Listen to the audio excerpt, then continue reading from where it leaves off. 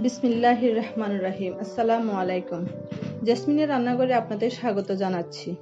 আজ আমি আপনাদের করে দেখাবো চিংড়ি শুটকি দিয়ে ঢেঁড়স রান্না। আশা করি আপনাদের ভালো লাগবে। চুলায় একটা প্যান বসিয়ে গরম হলে 2 টেবিল চামচ পরিমাণ সয়াবিন তেল দিয়ে তাতে মাঝারি সাইজের একটা পেঁয়াজ কুচি ভেজে নেব। আসলে এটা হচ্ছে সম্পূর্ণ গ্রাম্য পদ্ধতিতে রান্না, সাদামাটা রান্না, বলতে পারেন চট্টগ্রামের রান্না। এই রান্না আমি আমার হাজবেন্ডের কাছে শিখেছি। যারা নতুন রান্না শিখছেন তাদের উপকার আসতে পারে।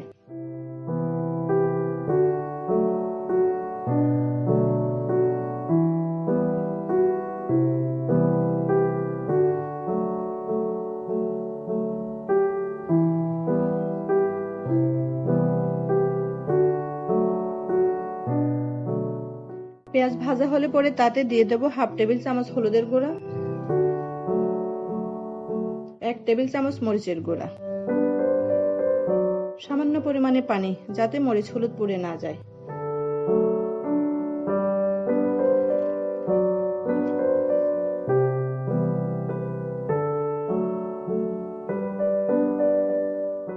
নেড়ে চেড়ে স্বাদ মতো লবণ।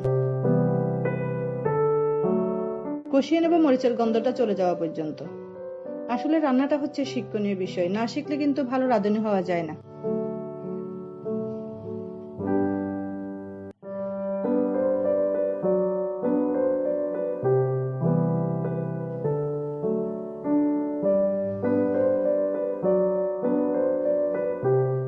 এবার এতে দিয়ে দেব ধুয়ে রাখা চিংড়ি শুটকি। আবার নাড়াচাড়াও কিছুক্ষণ কষিয়ে নেওয়ার পালা।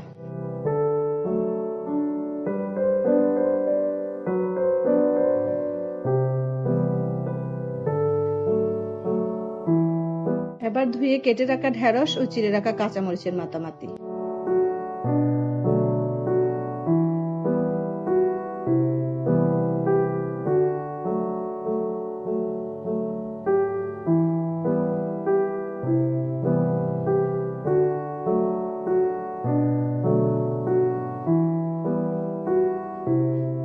নেড়ে চেড়ে ঢেকে দেব প্রায় 3 মিনিটের জন্য।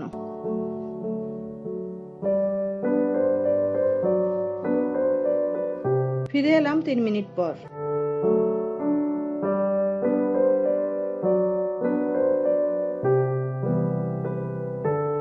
কষানো হয়ে গেলে পরিমাণ মতো পানি দিয়ে ঢেকে দেব প্রায় 10 মিনিটের জন্য।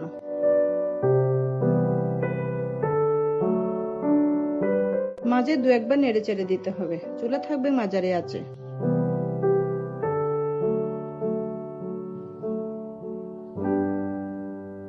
ফিরে এলাম 10 মিনিট পর। দিয়ে দিলাম কলাপাতার ধনেপাতা কুচি, অনেকে আবার বিলেতি ধনেপাতা বলে থাকেন। পরিবেশন করে দেখিয়ে দিচ্ছি তরকারিটা কত সুন্দর হয়েছে। গরম গরম ভাতের সাথে খেতে পারেন।